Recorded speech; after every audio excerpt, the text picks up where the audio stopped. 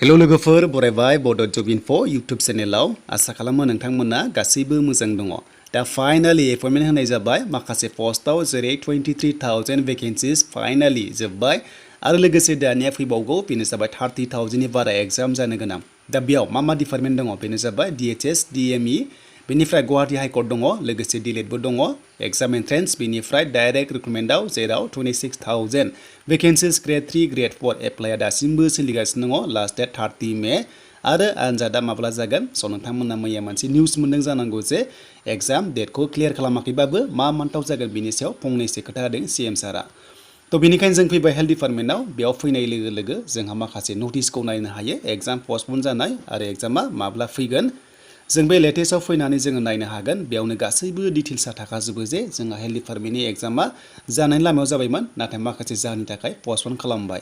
दा बे fresh date फैगोन आरो बे फ्रेश डेटआ माब्ला फैगोन बिनि सायाव जों बे नटिसखौ बेयावनो फैनानै जों नायनो हागोन आरो जेब्ला फैगोन आं नोंथांमोननो शेयार खालामखागोन। बेखायनो जाय नोंथांमोना चेनेलाव दासिमबो साबस्क्राइब खालामाखै थ' नोंथांमोना खालामना ला बेफोरबादि आपडेटखौ मोननो। दा जोङो सिगांनि नटिसखौ नायोब्ला जों बेयाव माखासे मोनगौमोन जेरै एग्जाम कन्डाक्ट खालामनायनि बाथ्रा दंमोन। तो बेनि जाबाय ग्रेड 3 टेक्निकेल आरो नन टेक्निकेल।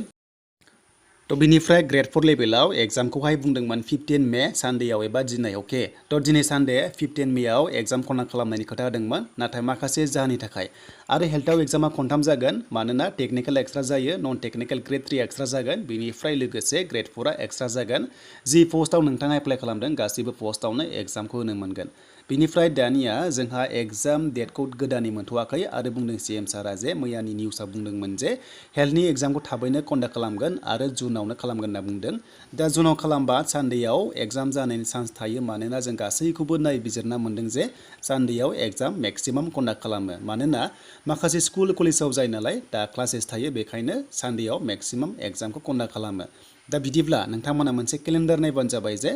जुनावहाय सानडे खालि मा डेट दं जेरै 5 जुन बेनिफ्राय 12 जुन 19 तो बेबादि दङ स' नोंथांमोना बेखिनि समावनो जानायनि चान्सआ थागोन। दा बेमोन आरो लोगोफोर हेल्थ डिपार्टमेन्टनि एग्जामा एबार हम डिस्ट्रिक्टआव जानायनि चान्स दङ मानोना गोबां केन्डिडेट दङ।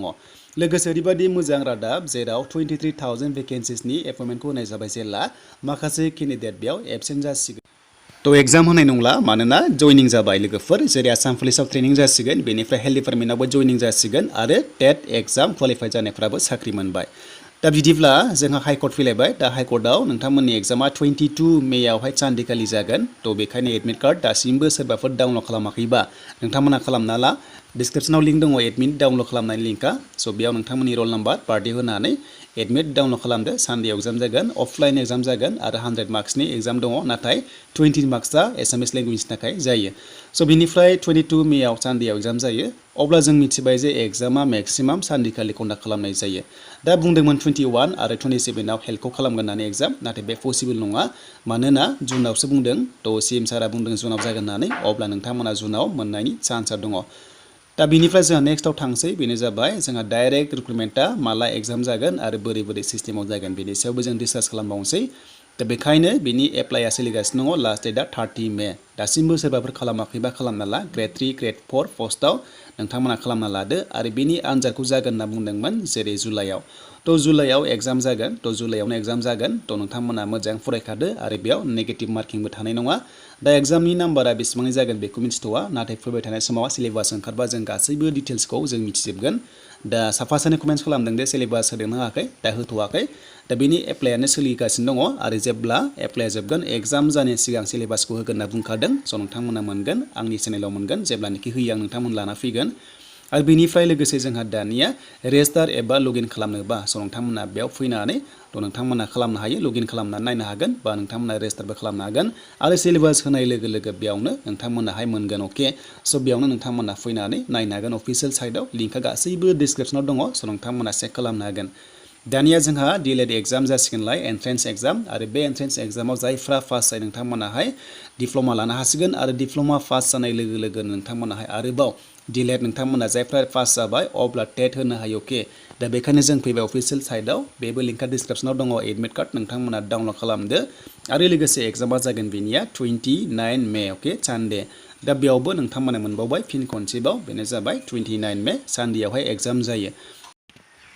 आरो मोनसे मोजां रादाबा बेनो दा आसाम पुलिसाव गोबां माखासे साख्रि दंबावो जेराव एपइन्टमेन्ट फैनो गोनां आरो रिजाल्ट फैनो गोनां बे गासैबो रिजाल्टआ फैयोब्ला थ' माखासे आरोबाव माइनास जाबावगोन केन्डिडेटआ खमायलांबाय थागोन बेबायदिनो नोंथांमोननि थाखाय मोजांनिफ्राय मोजांसिन चान्सआ फैगोन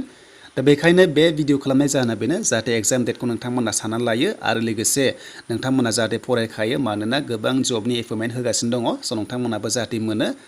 दा बेमोन आरो लोगोफोर आसा खालामो नोंथांमोना भिडिअ नायनानै मोजां मोनबायबा लाइक कमेन्ट खालामदो आरो लोगोसे गोदानै फैदोंब्लाबो चेनेलाव साबस्क्राइब खालामना ला